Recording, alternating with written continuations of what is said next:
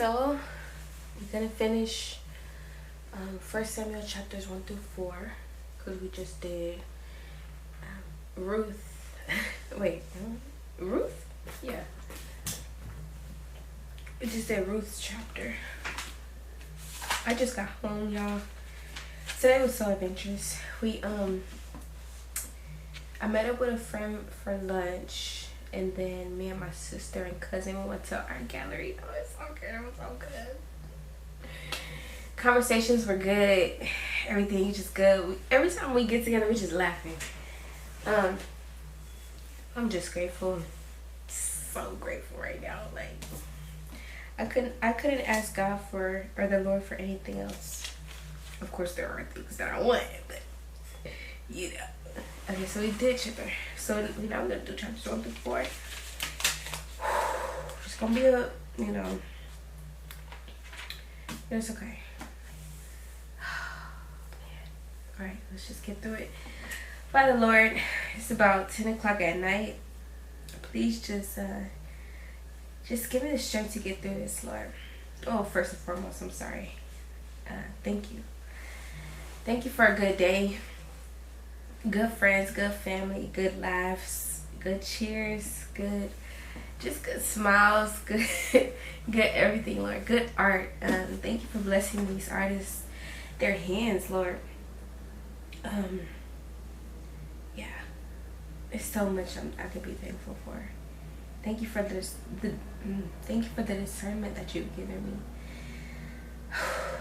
for the dedication that you've given me. Even though, even though I kind of want to lay in my bed, I'm going to get these done because this is what I dedicated myself to.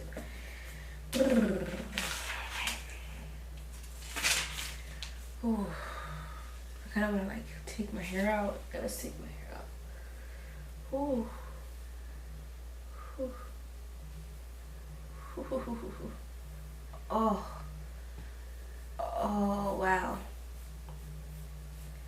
Wow. Oh, wow. I know, you probably think I'm being dramatic, but that's literally how it feels to take your hair out. It feels like I just released, some people gonna take that wrong. Like I just,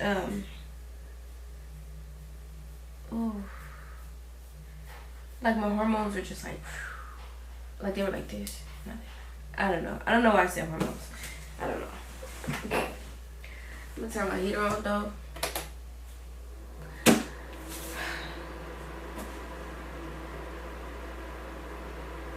Never mind.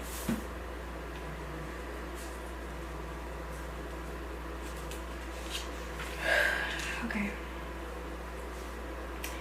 1 Samuel chapter 1. The birth of Samuel. There was a certain man of Ramathaim Zephon of the hill country of Ephraim, whose name was Elkanah, the son of Jeroham, son of Elihu, son of Tahu, son of Zuph, and Ephrathite. He had 2 wives. That was a lot of explanations, and that, okay. So this person, Elkanah, had 2 wives. The name of the first wife was Hannah. The name of the second was Penina.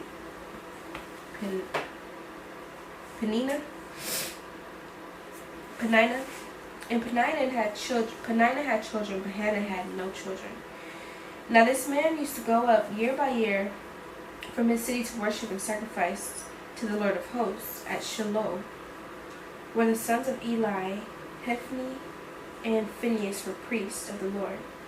On the day when Elkanah sacrificed, he would give portions to the wife who could have children, and to all her sons and daughters. But to Hannah he gave double portion because he loved her, though the Lord had closed their womb. Excuse me. And her rival used to provoke her grievously to irritate her, because the Lord had chosen her womb. Had closed her womb. So it went on year by year. As often as she went up to the house of the Lord, she used to provoke her. Therefore Hannah wept and would not eat. Oh, poor thing. And Elkanah, her husband, said to her, Hannah, why do you weep? Why do you not eat? Why is your heart sad? Am I not more to you than 10 sons? After they had eaten and drunk in Shiloh, Hannah rose. Now Eli the priest was sitting on the seat beside the doorpost of the temple of the Lord. She was deeply distressed and prayed to the Lord and wept bitterly. She vowed a vow and said, O Lord of hosts, if you will indeed look at the affliction of your servant and remember me, and not forget your servant, but will give to your servant a son. So she like, Lord, please, like, don't forget me. Then I will give to you. If you give me a son, then I will give to the Lord all the days of his life. No razor shall touch his head. Okay.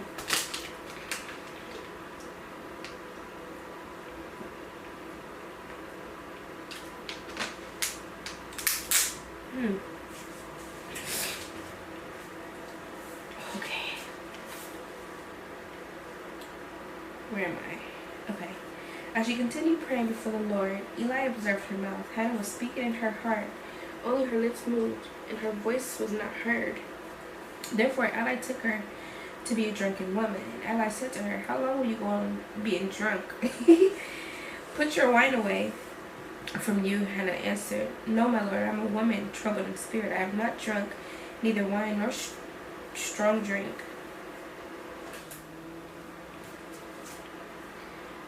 But I have been pouring out my soul before the Lord. Do not regard your servant as a worthless woman, for all along I have been speaking. For all along I have been speaking out of my great anxiety and vexation. Then Eli said, Go in peace, and the God of Israel grant your petition that you have made to him. And she said, Let your servant find favor in your eyes. Then the woman went her way and ate, and her face was no longer sad. It was no longer sad. So she made a petition to the Lord, saying, If you give me a child, a son specifically, I'll give him to you all the days of his life, and I won't touch his head. Oh Lord.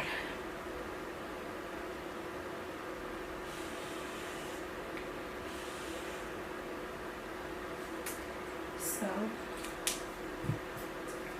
that was her petition. Petition is a T-I-T. Okay. They rose early in the morning to worship before the Lord. Then they went back to their house at Ramah. And Elkanah knew his wife, or Hannah his wife. And the Lord remembered her in due time. Hannah conceived and bore a son in due time. Not in the time that she thought she should have a son. In due time. What is due time to the Lord? What is the Lord's due time? Because whatever timeline he on, that's the timeline I'm trying to be on. That would have stopped rushing. Stop rushing his process. In due time. Gotta figure out what that means. Hannah conceived and bore a son, and she called his name Samuel. So there was Elkanah.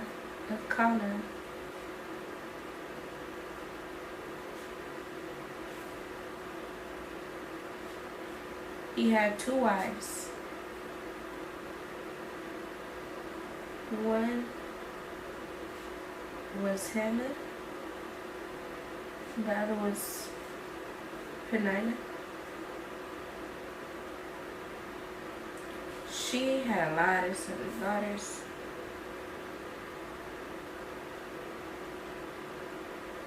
And the other one had a son named Samuel.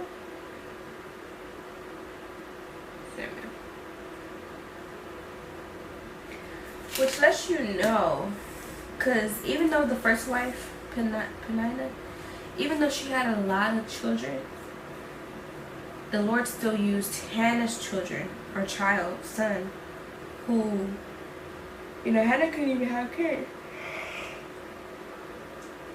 That's how you know the Lord will choose things. The Lord is He's so, what's the word I'm looking for?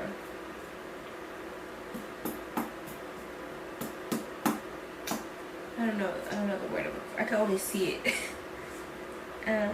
But He's so, like, He'll use the people who are less likely to be used.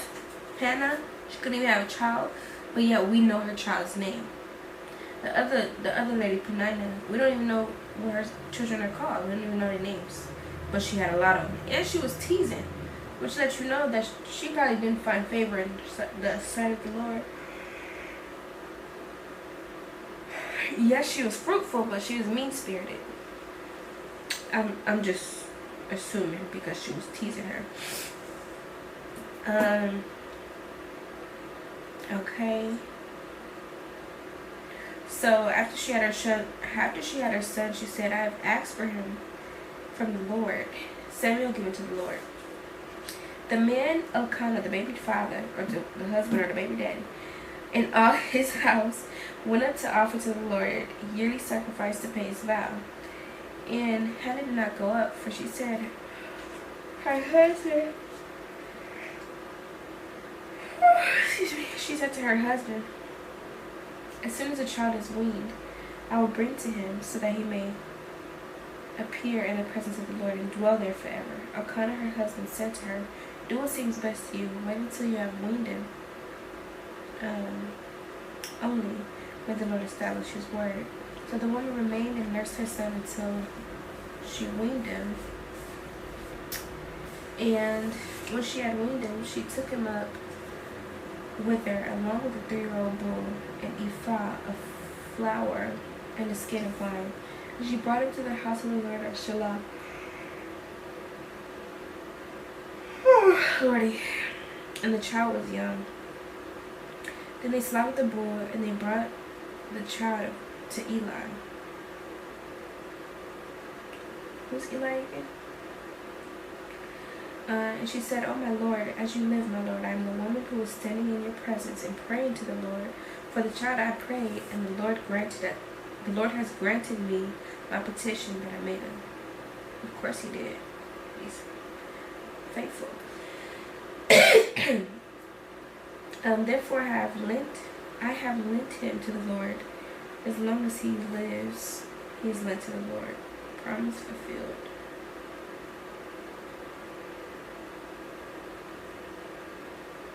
Yeah, I really want to go to sleep.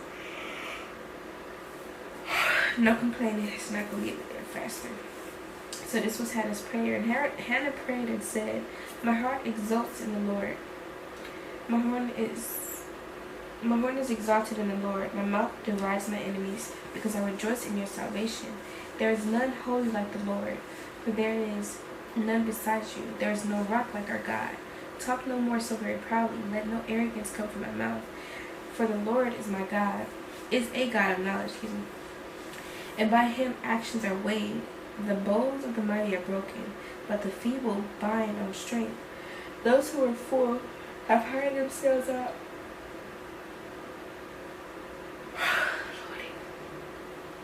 I'm fighting through. "Those who were full have hired themselves out for bread, but those who were hungry have ceased to hunger. The barren has borne 7, but she has borne many children and forlorn. The Lord kills and brings to life. He brings down the Sheol, and raises up all He brings up." Oh my goodness. Okay. Father, please help me.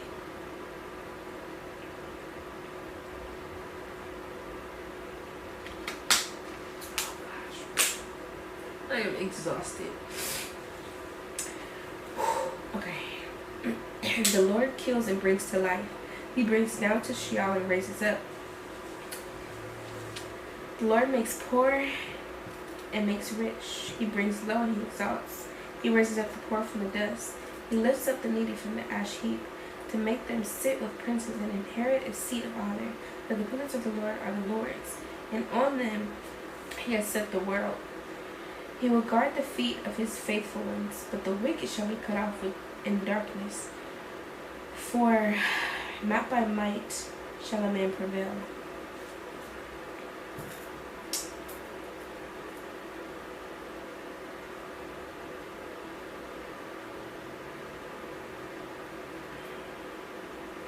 But the adversaries of the Lord shall be broken into pieces. Against them he will thunder in heaven. The Lord will judge the ends of the earth. He will give strength to his king and exalt the horn of his day.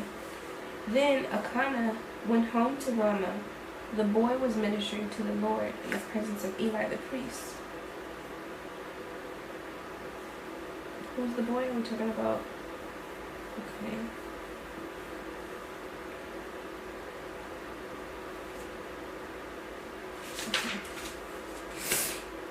Oh, Lordy, come on now. Give me there. I'm gonna take a quick nap. Okay. Eli's worthless sons. Now the sons of Eli were worthless men. They did not know the Lord. The custom of the priest with the people.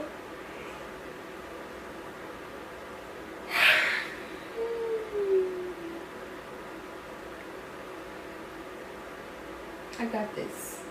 The Lord is going to get me through.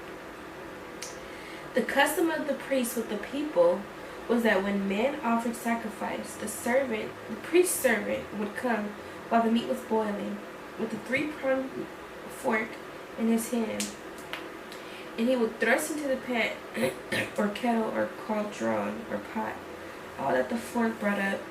The priest would take for himself. This is what they did at Shiloh to all the Israelites who came there. Moreover, before the fat was burned, the priest's servant would come and say to the man who was sacrificing, "Give meat for the priest to roast, for he will not accept boiled meat from you, but only raw."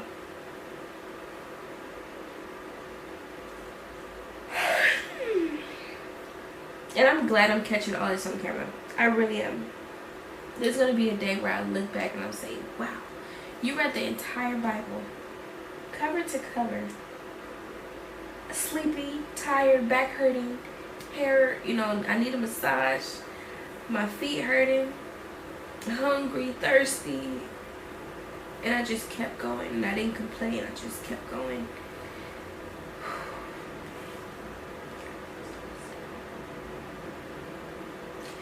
This is why I like to get my Bible study done early, but it's okay.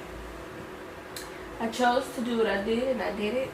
Therefore, I need to deal with the consequences. Alright. All that the fork was brought up at the priest would take for himself. This is what they did at Shiloh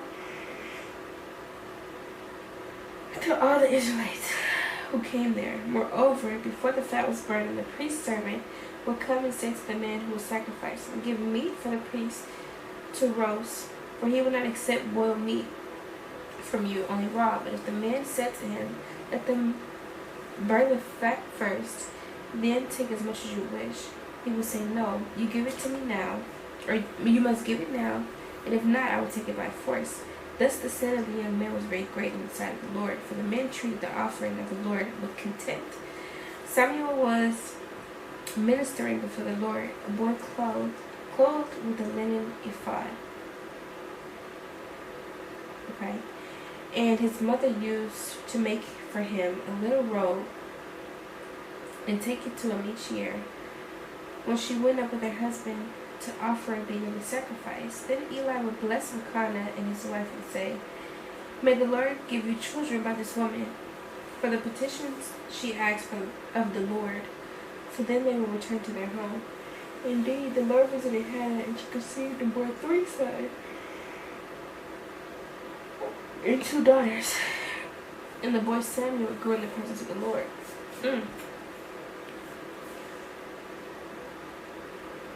So not only did the Lord keep his promise, he kept it above and he gave her more than what she asked for. And the boy Samuel grew in the presence of the Lord. Eli rebukes his son. Now Eli was very old, and he kept hearing all his sons. When did it say he had kids? Oh, that's how it began. His sons were the worthless ones. They did not know the Lord. So these are Eli's sons that were worthless.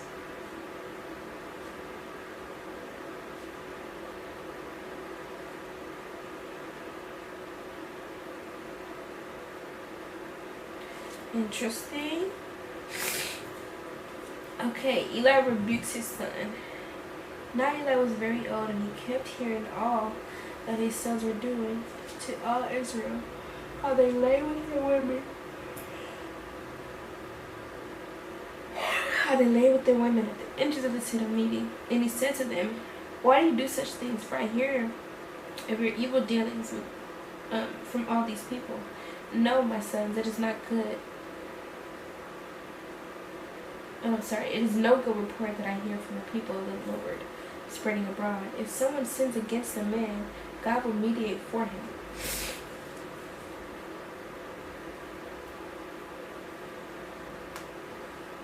But if someone sins against the Lord, who can intercede for him?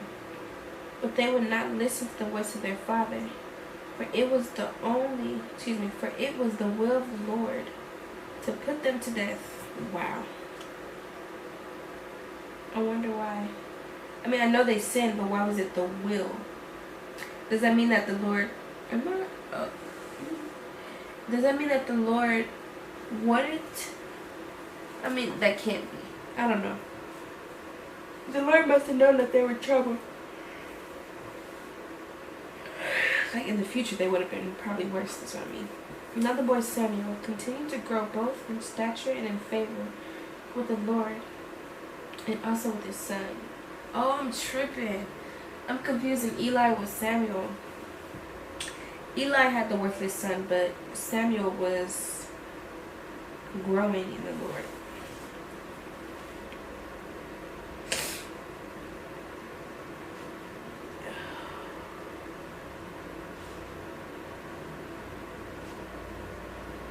Alright. The Lord rejects Eli's household. And there came a man of God to Eli to say to him, thus says the Lord, did I indeed reveal myself to the house of your father when they were in Egypt, subject to the house of Pharaoh? Did I choose him out of all the tribes of Israel to be my priest, to go up to my altar, to burn incense, to wear an ephod before me? I gave to the house of your father all my offerings by fire from the people of Israel. Why then do you scorn my sacrifices and my offerings that I commanded for my dwelling? And honor your sons above me by fattening yourselves on the choicest parts of every offering of the people. Oh, that burned.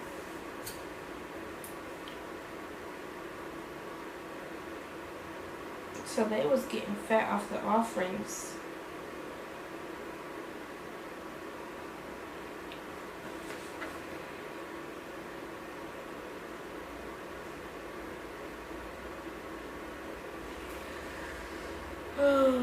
Okay, let's get it.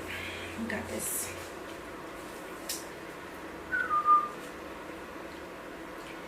Alright. Therefore the Lord, the God of Israel, declares, I promise that your house and the house of your father should go in and out before me forever. But now the Lord declares, far be it from me, for those who honor me, I will honor, and those who despise me shall be slightly esteemed. Behold, the days are coming when I will cut off your strength and the strength of your father's house, so that there will not be an old man in your house. Then, in distress, You will look with an envious eye on all the prosperity, and shall be bestowed on Israel, and there shall not be an old man in your house forever. The only one of you whom I shall not cut off from my altar shall be spared to weep his eyes, out to grieve his heart, and all the descendants of his house shall die by the sword of men. And this shall come upon your 2 sons, Hophni and Phinehas, shall be the sign to you. Both of them shall die on the same day. And I will raise up for myself a faithful priest, who shall do according to what is in my heart and in my mind. And I will build him a sure house, and he shall go in before my anointed forever. And everyone who is led to your house, I got this. And everyone who is left in your house shall come to implore him for a piece of silver or a loaf of bread, and shall say, please put me in the house of the priest's place, that I may eat a morsel of bread. So I'm going to stop there, take a little break, get myself together. It is 10:44, so I have about an hour and some change. Yeah, we only have 2 chapters left. We got this. We're going to get through this. Just got to clean myself up.